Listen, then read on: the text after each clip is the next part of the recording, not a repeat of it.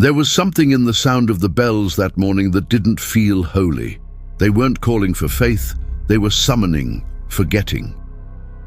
The fog crept low through the cornfields, and the children, dressed in white, ran in single file toward the chapel like obedient lambs. I remember the smell, melted wax and wet earth. The ground felt like it was breathing, as if the whole field held its breath, and then silence. A silence so heavy it swallowed even the crickets. No one saw the door close. No one saw the light fade.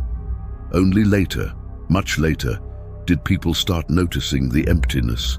The mothers screamed their names, but the echoes answered with others. Some swore they saw a shadow taller than the church tower. Others speak of wings. As for me, I only remember the small hands touching holy water, and the sound that shouldn't have been there, a sound that doesn't belong to this world. The wind felt different in that part of Veracruz.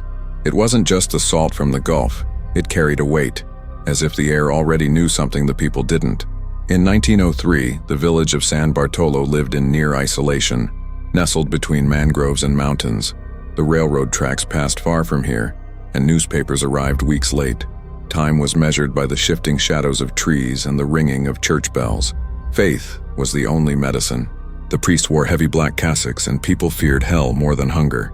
Mexico was still under the rule of Porfirio Diaz, split between those who ruled and those who prayed.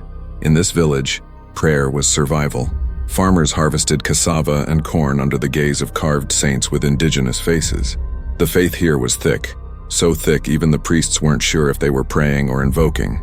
They said belief protected the village, but no one dared ask. Protected from what? There was something uneasy in the eyes of the elder women.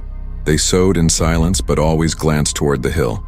That's where the Chapel of the Angels stood, a small structure of dark stone with a crooked cross on top. They said the bent cross was a sign of protection, but the village dogs refused to walk past it. In 1903, illness still claimed children with fevered foreheads and violet lips. The annual blessing, performed by Father Montoya, was seen as a shield against the world's evils. It was a ritual that mixed mass, procession, and a strange Latin prayer only he knew. The bells rang 3 times, always 3, and then silence. The people obeyed without question, maybe because asking too much in that land was the same as calling death by name.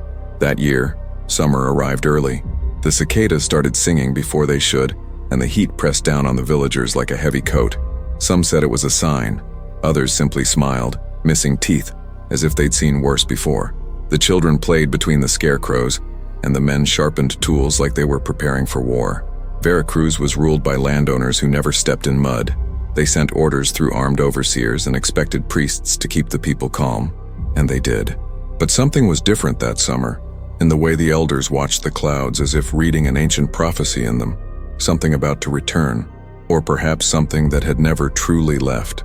The parish records found decades later say little about 1903, but on one yellowed, nearly illegible page, there's a strange, undated note.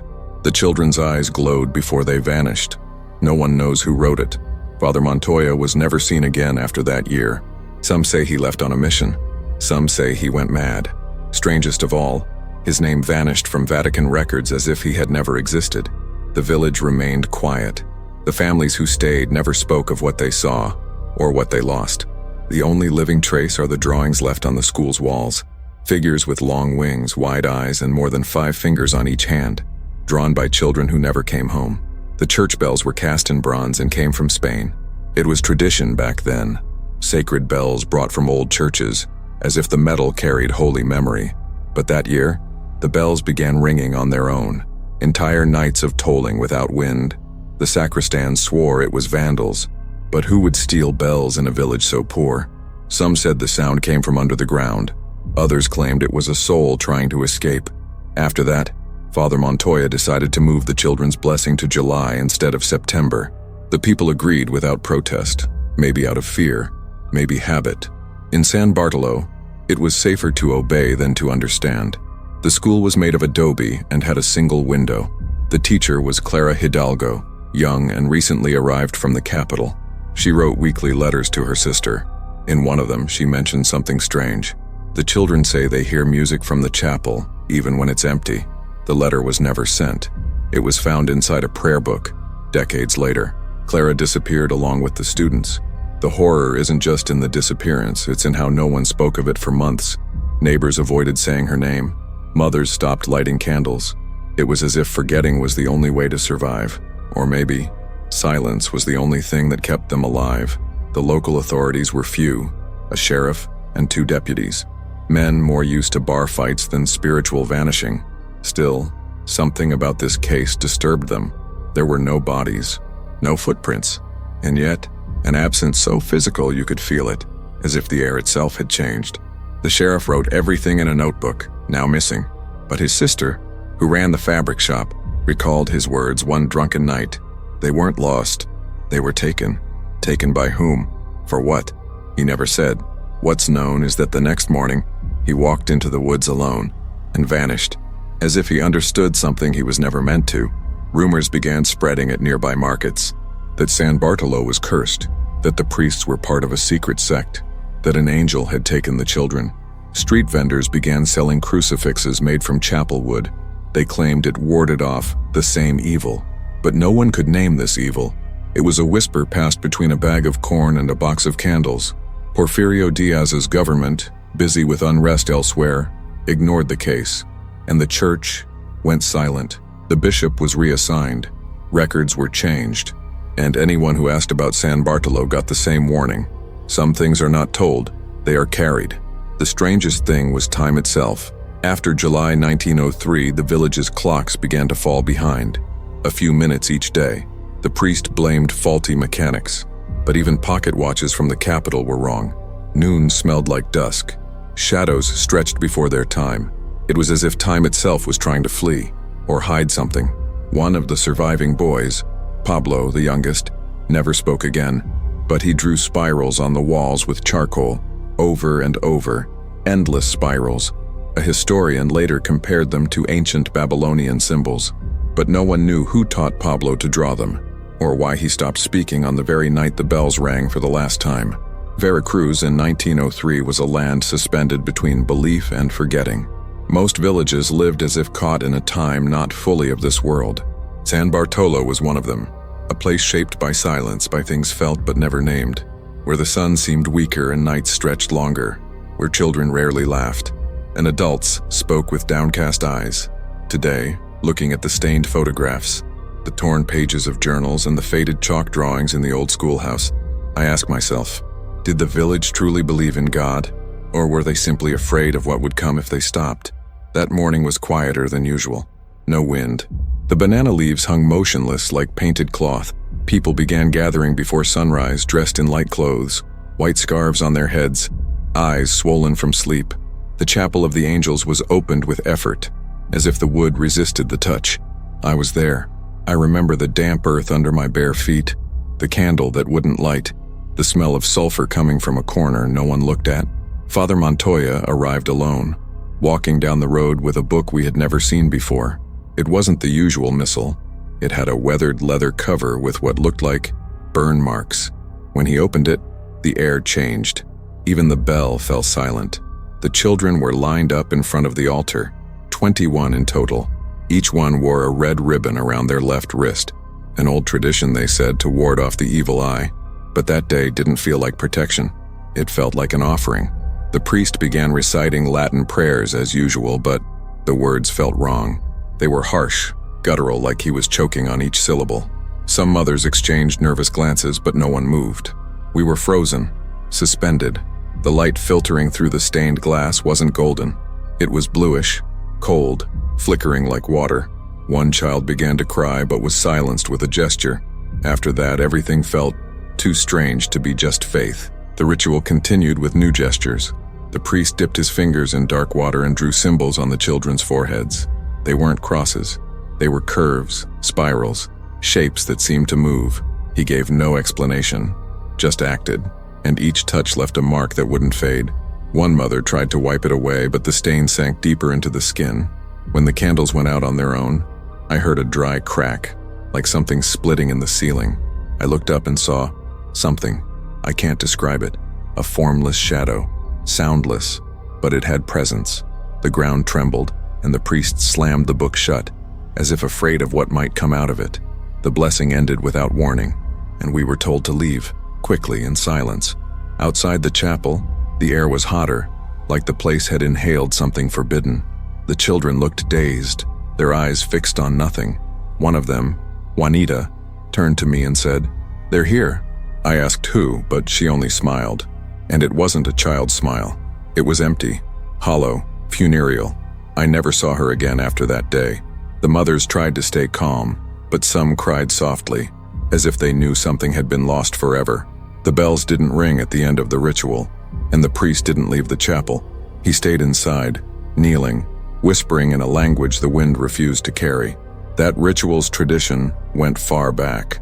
They said it was a mix of ancient indigenous blessings and Catholic rites adapted for the church, but no one really knew where the original text came from. The book Montoya used had never been seen before, nor since. I once asked an old sacristan, still alive, about that object. He turned pale. That wasn't God's, he said. It wasn't even from here. I told him I saw the symbol from the cover carved on a stone behind the altar. He told me to shut my mouth, said anyone who asks too much in San Bartolo doesn't sleep peacefully. I believed him. I still do. The altar that morning was decorated with dry flowers, not the usual custom. Wilted daisies with no scent. A subtle detail, but disturbing. The altar cloths were stained with something that looked like rust. When the first child stepped onto the altar for the blessing, I noticed the floor dim slightly beneath her feet, as if it absorbed the light. Each step left a shadow. The priest placed his hands on their heads and murmured, but his eyes were shut tight, as if afraid to see what he was calling. The children trembled but didn't run. It was like they obeyed something invisible, something older than us. After the ritual, no one went home right away. We stood outside the chapel in silence. The men avoided each other's eyes. One woman vomited, another fainted, but no one spoke. The air felt thick. I could taste iron in my mouth. One child dropped to her knees and began singing a song no one recognized. In a strange tongue, with an ancient rhythm, everyone pretended not to hear, pretended not to see. From inside the chapel, the priest shouted broken words, as if arguing with someone unseen. I'll never forget that sound. It was like he was praying for forgiveness. That same afternoon, a dense fog settled over San Bartolo, not the kind that comes from the sea or mountains. It came from within. It covered everything in minutes.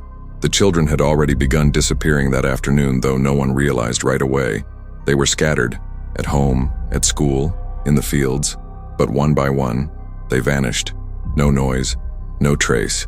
It was as if the world blinked, as if someone turned the page of reality, and they were left behind. The mothers searched without knowing what to look for, and the priest was never seen again. His last image is of him kneeling at the altar, staring upward with dry, wide-open eyes. For days, families retraced every detail of the ritual, hoping for answers, but none came. The book was gone. So were the marks on the foreheads, as if they had never existed, but I saw them. I felt them. Something was summoned that day, something that didn't speak, only listened. Maybe it had waited for centuries. Maybe it had always been there. The blessing wasn't a mistake. It was a call.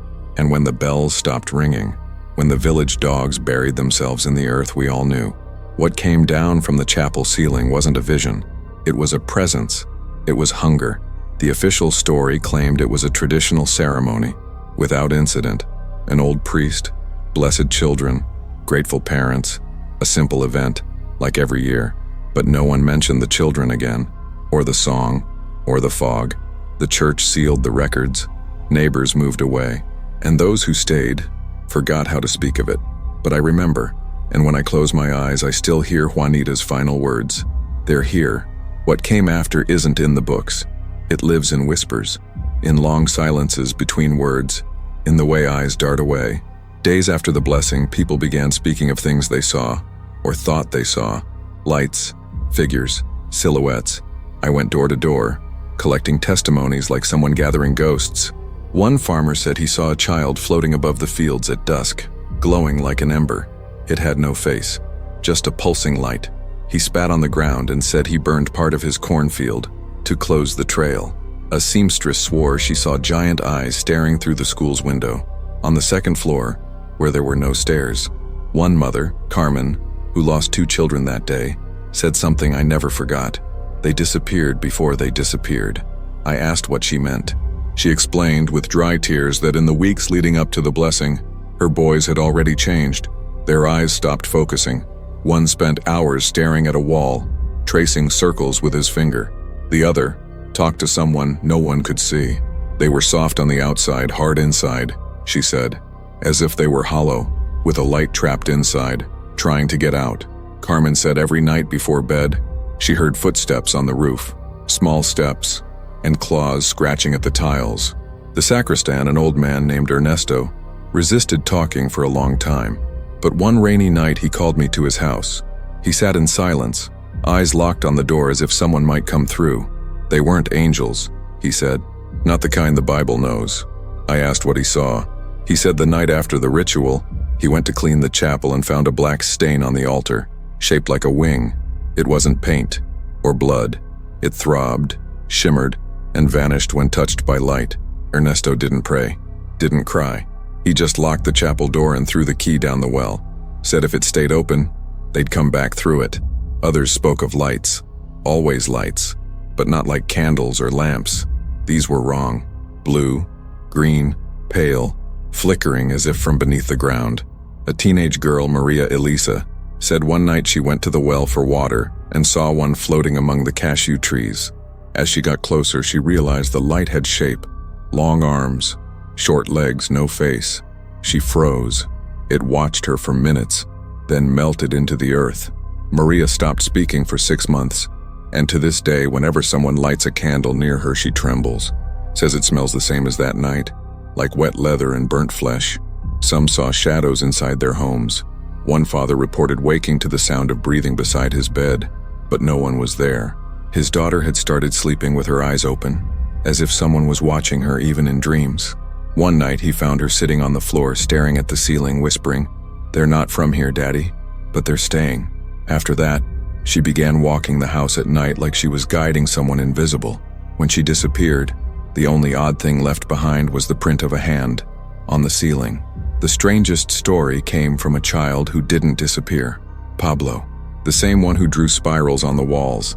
He spoke little, but one night he tugged on my jacket and said, "They like where there's echo." I asked who. He just smiled, said the children were taken where sound goes in but doesn't come out.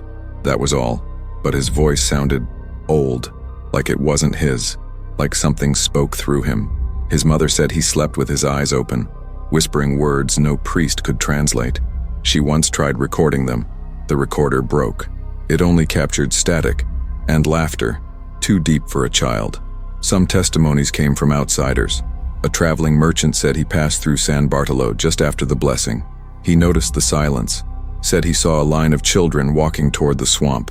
Identical movements, identical expressions, like copies.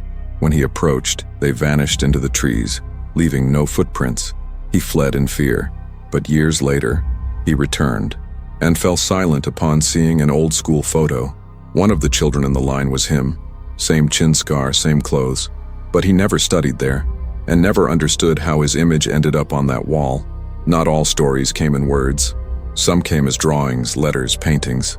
An old farmer, illiterate, began painting obsessively after the blessing, only in black, on wrapping paper. He painted figures with mouths too wide, no eyes, and arms bent backward. When asked what they were, he said, "They're trying to get out." Most of the paintings were burned by the replacement priest, but one survived, hidden behind a false wall. It's now in a museum without a label.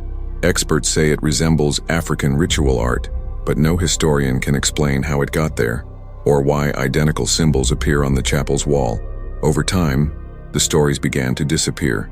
People stopped speaking, moved away, forgot. Some fell ill without cause. Others vanished without trace. It was as if telling the stories opened a door that should have stayed shut.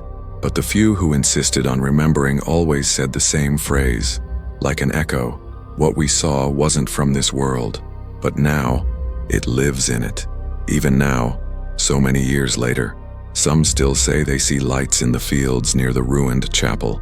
that they hear children's voices calling from the trees, whispering forgotten names. In 2004, an archaeologist visiting the site reported his compass spinning near the old school's foundation. He also said something pulled on his backpack, but when he turned, there was only grass.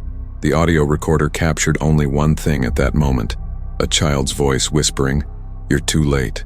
No one said the word disappearance on the first day.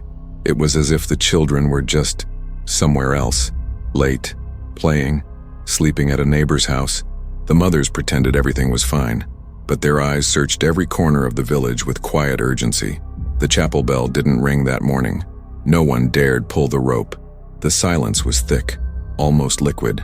I walked through the dirt streets and saw open doors, unmade beds, toys left too neatly in place. A horse wandered by, alone, without a saddle. And then, at dusk, one mother screamed, then another, and another. The sound built like thunder.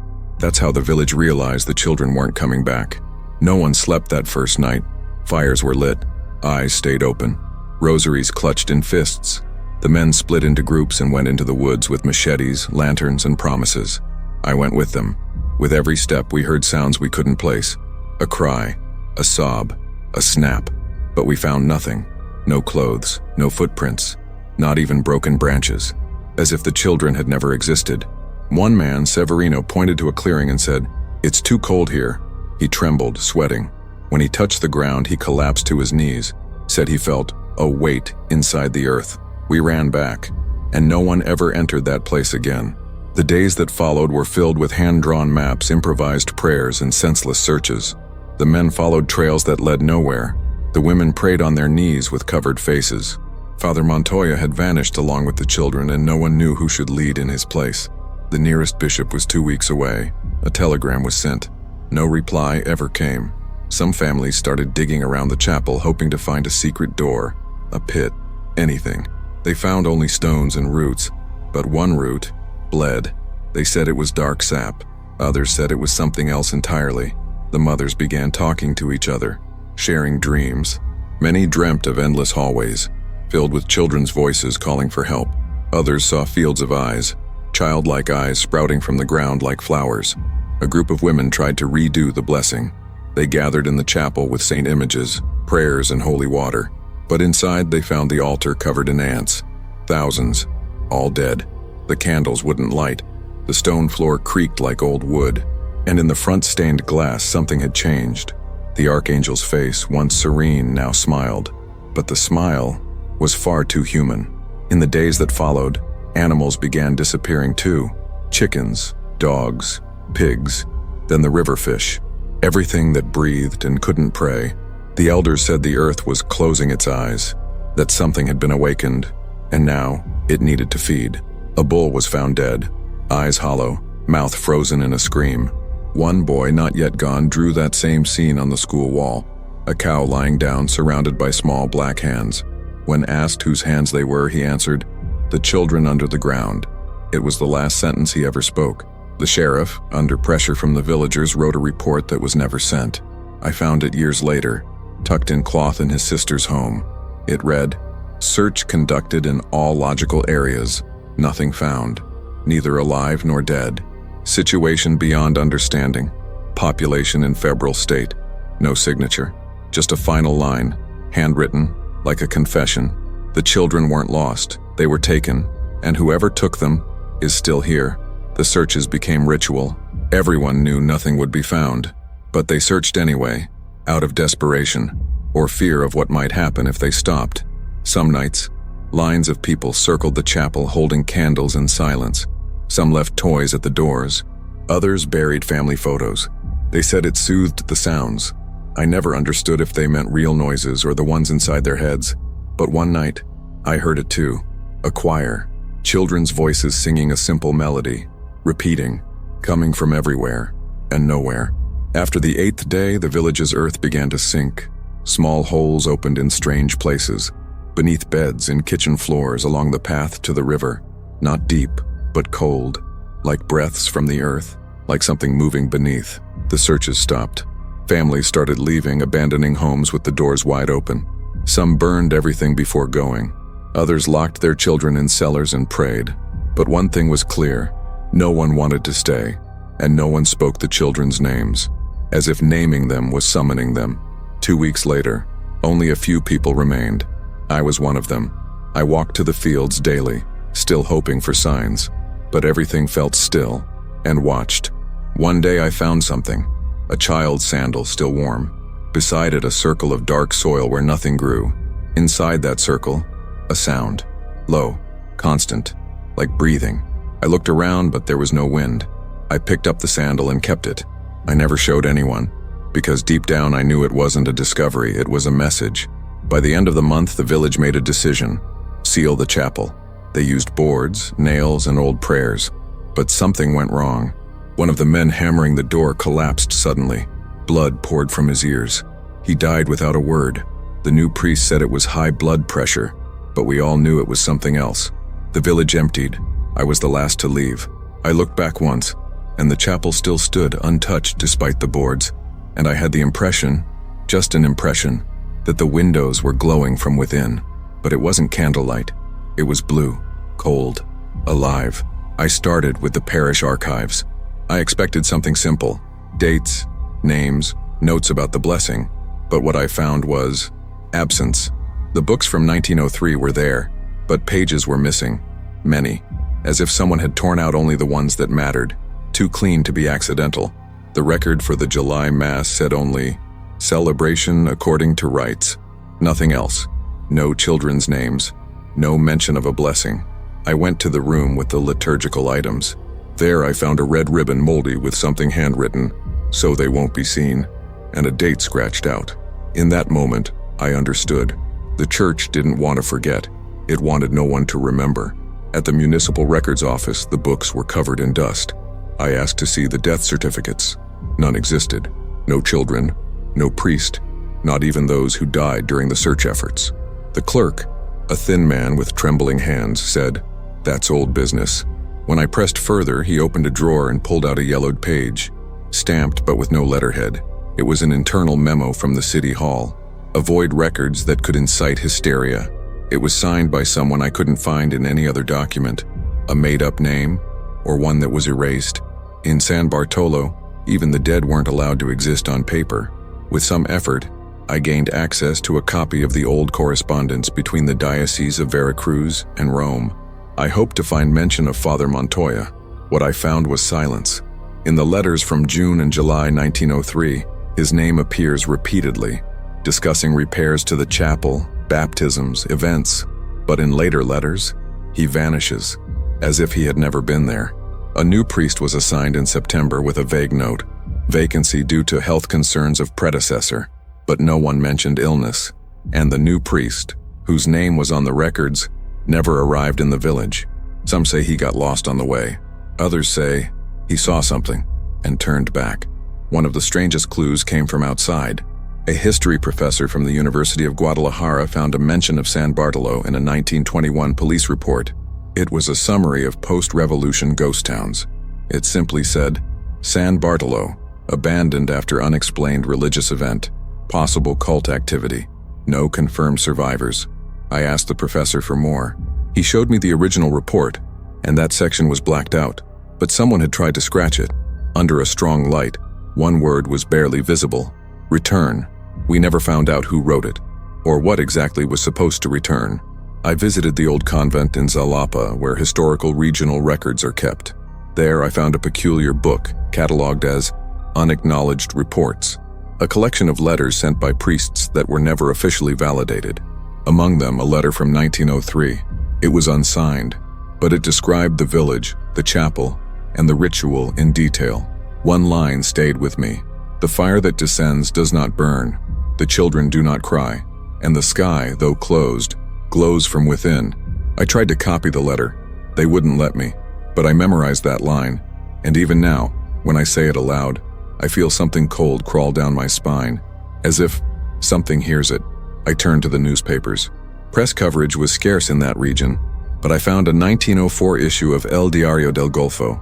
In a short note at the bottom of the crime page, it read, "The village of San Bartolo remains uninhabited. Church authorities request silence on the matter. No further comment." It was the only mention for months, no follow-ups, no interviews, as if journalists had been warned or threatened. Curiously, the next issue featured a long article about abundant harvests in nearby towns. A distraction, a relief, a burial. The school records were locked away, but an old teacher, now blind, received me in her home. Donna Lucia, weak voice, restless hands. When I mentioned 1903, she went silent for a long time. Then she whispered, "They came before the bell." I asked who. She said, "The lights, the voices. They were already here before the bell rang." She said the school records were taken by a man in a gray suit right after the disappearances. He claimed to work for the bishop, but no one ever knew his name. The folder with the names of the missing children disappeared with him and was never returned. A nun, Sister Helena, who lived in a nearby convent, kept a secret diary. In it, she wrote, "We were instructed not to mention San Bartolo, not in letters, not in prayers. Something was opened there, and it remains open." The diary was hidden inside a wooden statue, broken during a storm, found by accident. Her superiors called it nonsense, but other older nuns confirmed there was a blacklist of forbidden pilgrimage sites. San Bartolo was at the top, right next to a village no one had ever heard of, right next to a name, not written in any known language. I began building my own archive, loose pages, sketches, incomplete names. Every time I felt close to an answer, something disappeared. A contact stopped replying. A document vanished. My recorder stopped working for 2 days. Then it returned, with a single new file, one I never made, but there it was. My voice saying, "They know you're looking." I never said that. I never wrote it, but it was my voice. Exactly mine. Since then, I lock my doors at night and only write by hand. What do the official records say? Nothing. Or what shouldn't be said. San Bartolo, according to the archives, became a village abandoned due to natural events, a priest with health issues, children who, officially, never existed. The church remains silent, the state, absent, and the papers that survive lie in silence. But I continue, because I know the truth isn't in the pages we find. It's in the ones that were torn out, in the lines that were blacked out, and in everything that should never have been written. The first supernatural explanations appeared in the weeks that followed, like salt on an open wound. They didn't come from priests or scholars. They came from old women, drifters, those who hear what others won't speak aloud. They said the July ritual had opened an eye in the earth, that the blessing was, in truth, a pact, and the children, an offering. Some spoke of angels, but with bone wings and sewn-shut eyes. Others preferred demons, beings that dwell beneath forgotten villages and feed on innocence. Names circulated: Ukube, Carcazel, the trembling angel. None appear in the Bible, but all came with the same warning: they only enter when called. One of the most recurring myths spoke of an inverted angel, a being that manifests where faith burns too brightly. They said it arrives disguised as a miracle, mimicking the words of priests and the gestures of saints, but leaves behind only emptiness. This angel, they believed, needed human eyes to see. That's why it took children. Purer, lighter, easier to carry. A man claimed he saw a figure in priestly robes walking through the woods, but with no feet, just a trail of ash. The figure looked at him, and for 3 days the man forgot his own son's name. He never went back to church. Some believed the children weren't taken, but transformed, that the blessing had changed them, made them into messengers, guardians, or living parts of something much larger. One man claimed he saw a girl in the fields. Weeks later, her back was turned. When he called her name, she turned, but had no face, just a smooth wax-like surface, and yet he knew it was her, felt it in his bones. She stared at him in silence, then vanished into the trees. No sound, no wind, like a thought dissolving. The theories multiplied, some terrifyingly elaborate. One claimed San Bartolo sat atop an ancient Aztec ritual line, a place where the bottom of the world rises closer to the surface. The blessing was a trigger, a broken seal. Historians deny it, of course, but an archaeologist found a buried stone slab beneath the chapel. No inscription, just a spiral, the same design Pablo used to draw. When they tried to lift the stone, tools broke, and during the digging, the sound of church bells rang out. 3 times, The chapel was locked. A group of European occult scholars visited the ruins in the 1960s. They spent 3 nights camping near what remained of the school. On the last day, one of them left a note in the inn. "This isn't a haunting, it's contamination." They vanished afterward. The innkeeper said they left before dawn, pale, their legs covered in earth. One of the rooms smelled of iron for days. The mattress never dried again, and on the wall where they slept a crack formed, spiral-shaped, starting from the center, like an eye-opening. Legends also spoke of a voice, always the same, deep, gentle, impossible to tell if it was male or female. Some said they heard it in dreams, others during cloudy days from wells, cracks, or bells that shouldn't ring. The voice said, "I came because I was called." Then, "They came because you opened." And finally, "Now there is no way back." Those who heard the voice reported nausea, nosebleeds, deep insomnia. One woman lost all her teeth in 3 days. One man gouged out his own eyes, said he had seen too much. There was a theory about the book, the one Father Montoya brought on the morning of the blessing, a dark, burned-edged volume with no title. A religious artifact collector told me it resembled a copy of the Liber Silenti, a forbidden manuscript lost in the 17th century, said to contain rituals for opening and closing between worlds. Supposedly written in a monastery in southern France, all copies were destroyed by the Inquisition. How it ended up in Veracruz, no one knows. But the spiral symbol on its cover, with 4 strokes, appeared on ancient tombs in Morocco, and also on the school wall in San Bartolo. Others believed the land itself was cursed, that the soil had been defiled by something ancient, that the chapel was built there not by chance but to contain it, as if faith acted as a lid on a well far deeper than anyone imagined. When that faith weakened, what had been trapped escaped, and took. Some believe it's still there, sleeping beneath the ground, waiting for another blessing. That's why no one rebuilds. That's why the church stays silent, not from shame, but caution. The children's drawings fueled the theories. Spirals, eyes, hands with too many fingers, stretched shapes. One expert compared the strokes to recorded cases of collective delusion in other cultures, but nothing matched. One girl drew a field filled with portals, with children stepping into each one. Beside it, she wrote, "The blessing opened the doors above and below." The school psychologist said it was just imagination, but when she tried to tear the drawing, she fainted, with a buzzing in her ears, and one word on her lips, "Return." In the end, the supernatural theories weren't meant to explain. They were meant to endure, to give shape to fear. The mothers preferred to believe their children were taken by angels, even twisted ones, than to accept they vanished into nothing. The priests chose silence. And I, between one account and the next, began to understand. It wasn't just the village that was infected. It was language, reality itself, even the idea of truth. Everything started to twist, to repeat, like an echo trapped in a room with no doors, like a prayer with no end, whispered to something that answers. What frightens me most isn't what the church said, it's what it didn't. Since 1903, not a single official statement has been made about San Bartolo. No pastoral letter, no public note. It's as if the village evaporated, from maps and from faith's memory. The absence is deafening, and maybe that's what makes it so effective, because in silence, any truth can fit, even the most terrible ones. When I began investigating, I went to the diocesan office in Veracruz. I was welcomed kindly, coffee, a few smiles, but when I mentioned the word blessing, their eyes changed.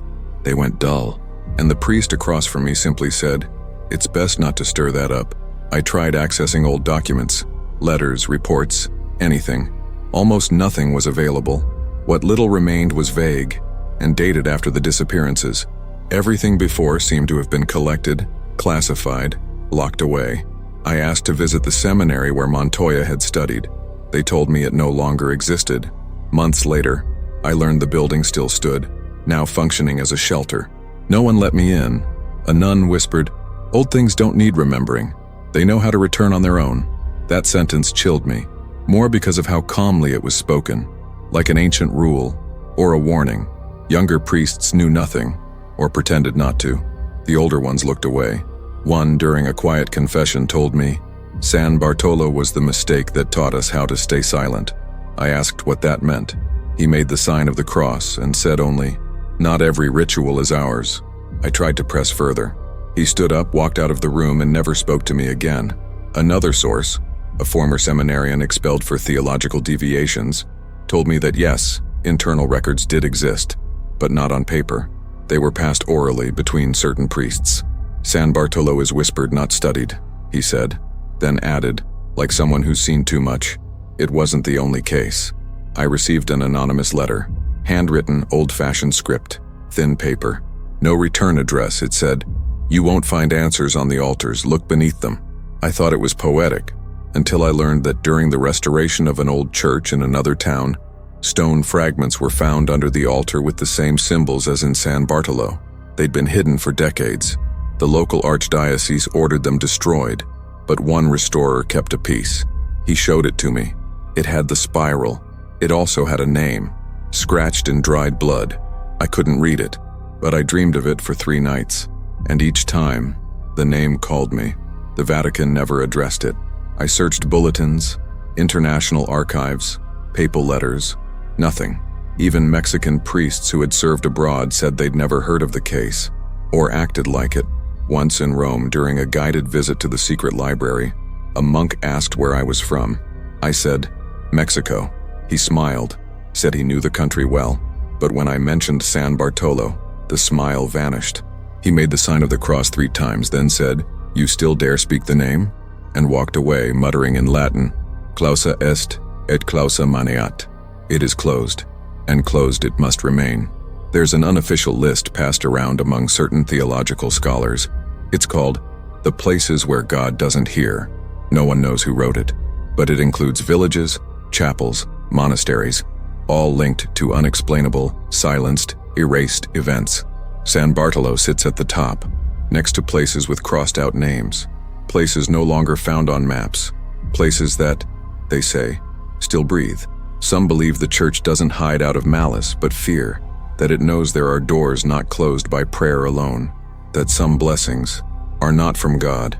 At an exorcists' gathering in rural São Paulo, I heard something. An old priest, voice thin, eyes sunken, mentioned the children who never returned. He never named the village, but described the chapel, the fog, the bells. He said certain entities do not possess, they remain, that they inhabit not bodies, but places, and that wherever pure devotion exists without discernment, openings occur. Someone asked how to close something like that. The priest replied, You don't close it, you hide it, you cover it in mass and silence until time forgets. Patterns emerged. Whenever I tried to involve someone from the church, something broke, and it wasn't fear, it was protocol, cold, structured, as if there were already instructions on how to deal with stories like this. A letter from 1912 written by a bishop mentions the unpronounceable cases. It says they must be contained, not denied. That language should remain dry, documents few, and doubt is the holiest veil. The letter was found inside a fake Bible, with pages glued together. In place of Psalm 91, a blank sheet. The deeper I went toward the church, the heavier the silence became. But it wasn't shame. It was something else. The kind of silence born not from scandal, but from awe, from having seen something that doesn't fit into the world. A priest once told me, voice low, on a gray afternoon, some things we don't teach, because if taught, they must be named. And once named, they become real. And once real, they return. That day I understood. Maybe the church's silence wasn't a failure. Maybe it was the only exorcism left. Today, looking back, I realize institutional silence isn't emptiness. It's a shield. The prayers weren't interrupted. They were redirected, not to God, but to keep a wound sealed.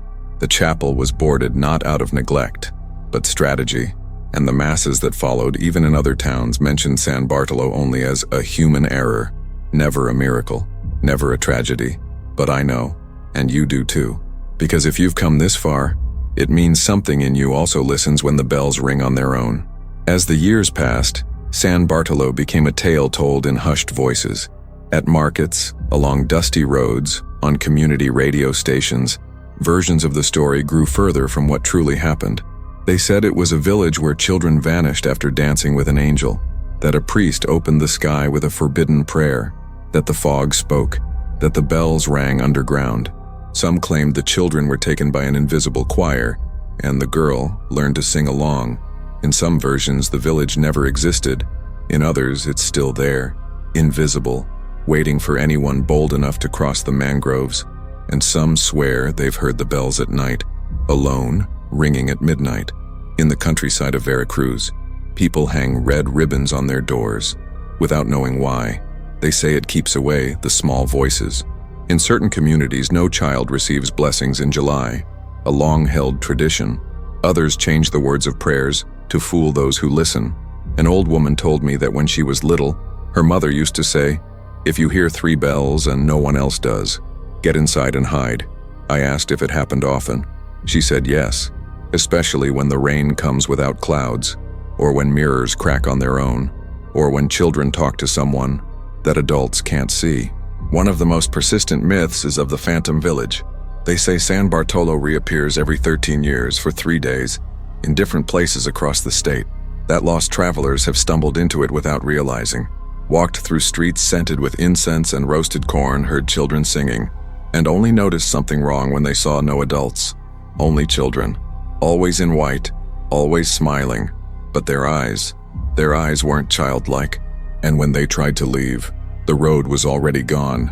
There are legends about the ruins too, that those who touch the chapel's stones start dreaming of tunnels, that sleeping near the old school's foundation leaves strange marks on your back.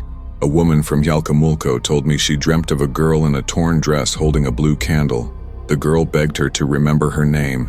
When she woke up, there was a slip of paper on her doorstep, written in Latin. She couldn't read it, but days later she forgot her daughter's name, only remembered it after lighting a blue candle. Since then, she never sleeps alone. In public schools, teachers quietly warn, "Don't mention San Bartolo around children." They say the name alone can reopen paths. One teacher told me that after reading the story aloud, the students' eyes changed. One began whispering the same phrase over and over, "They hear when called." Another started drawing red spirals, obsessively. When they tried to stop him, he bit his own hand. The drawing, later analyzed, matched a symbol found in churches across Brittany, linked to rituals of eternal silence. How did the child know? No one does. But the next day, 5 students didn't come to class. No excuse, no trace. In the 1980s, local radio stations received dozens of calls about children's voices being picked up during the night, always between 3 and 4 a.m. Some recordings were made, most were lost, but one survived. It's short, 40 seconds. A child's voice sings a melody no one recognizes in no known language, but those who hear it say they feel longing, sadness, and something else, like a memory of a place never visited, or of a name erased from the mind. Audio engineers tried isolating the sound.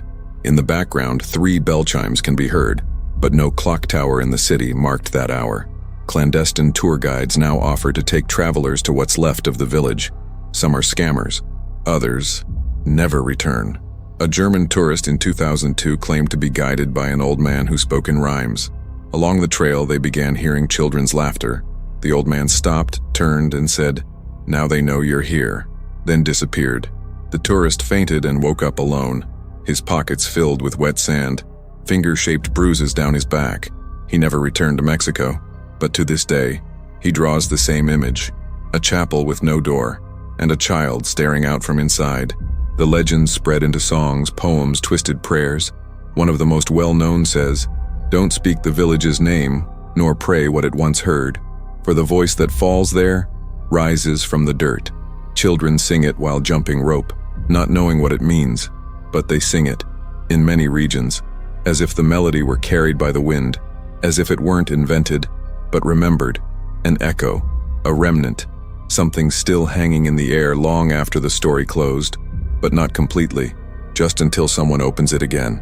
Some swear the San Bartolo story never happened, that it's a myth, an exaggeration, but those are the same people who can't explain the marks, the voices, the lights, and the dreams, recurring in different people from different cities yet with the same details. Dreams of endless staircases, of hands rising from soil, of silent children staring into the dreamer's eyes, whispering, "You called us." The legend lives on because it was never just a legend. It was a shield, a comfort, a desperate way to seal what remained open. Every tale told was a brick, every chant a lock. But time wears everything down, and now they say, the bells ring again. No church, no priest, no rope to pull, just sound, and whatever comes with it. In the early 2000s, a team of archaeologists from Universidad Veracruzana began mapping lost villages in the region. When they reached what remained of San Bartolo, they found ruins covered in overgrowth and silence. Nothing remarkable at first glance. Broken stones, ceramic shards, altar fragments, but something felt wrong. Their positioning equipment failed repeatedly. GPS froze, compasses spun in circles, and strangest of all, their audio recorders picked up interference. Whispers, always in 3-second intervals and always in children's voices. They discovered the original school's remains, with parts of the wooden frame still standing. One researcher found markings inside a wall, spirals, wide-eyed figures, and a sequence of incomplete dates. When he tried to photograph them, the camera shut off 3 times. With a backup device, they finally got an image, and in the background, a child stood, turned away in the shadows. No one on the team had brought children. The space was empty, but the image was there.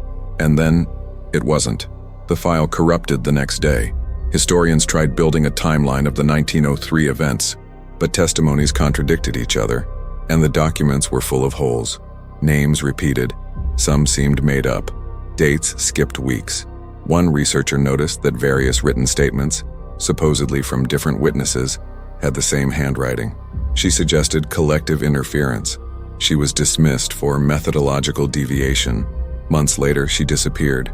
Her journal, found in her apartment, ended with the phrase, "The words come back on their own." An independent group, theologians and symbol specialists, studied the children's drawings. They found patterns matching forms from ancient traditions, Sumerian, Romanian, and others. How those patterns reached rural Mexico, no one could explain. Some spirals followed exact Fibonacci proportions. Others formed what looked like maps. One scholar claimed the figures weren't just symbols, they were routes, gateways. To where? The most common answer was, where the bells come back from.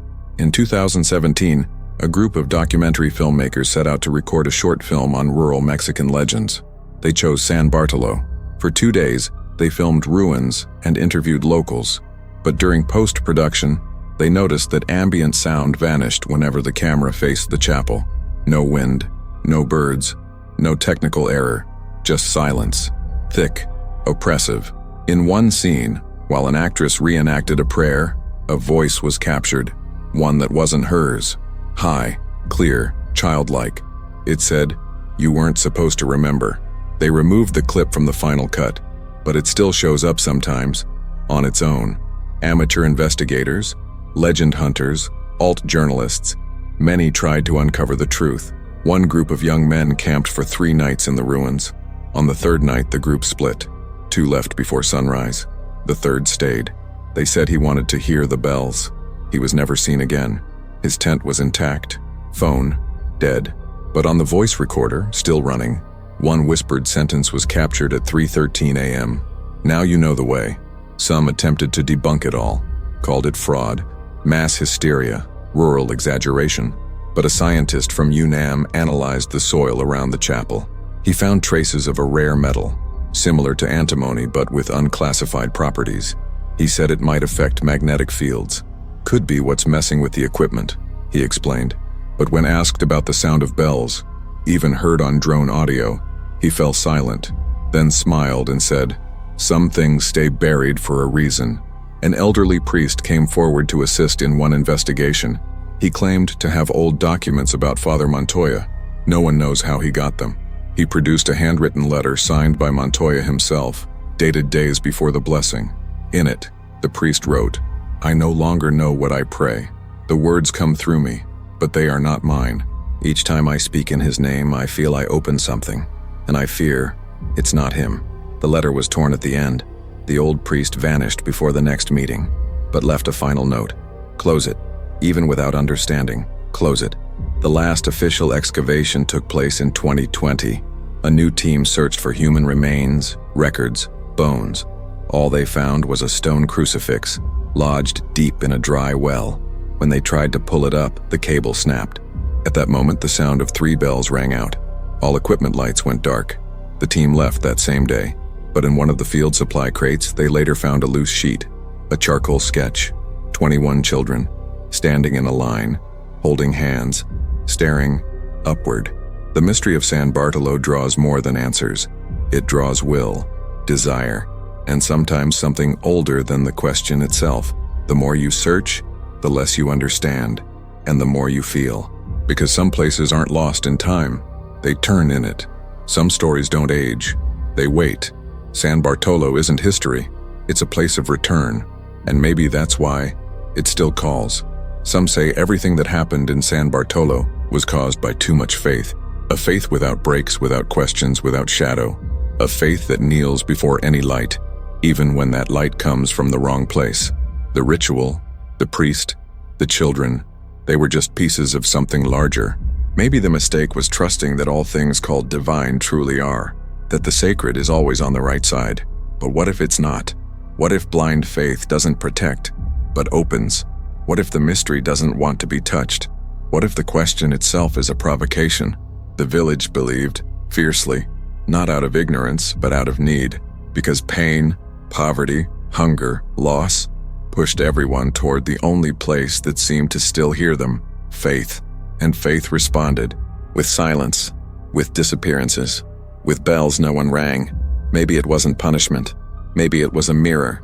Maybe what vanished was taken by something they themselves unknowingly invited. Since beginning this investigation, I felt something strange. Not fear, not dread, a kind of vertigo, like standing before a void and feeling it look back. I'm no longer sure where the story ends and the invention begins, or where silence ends and prayer begins.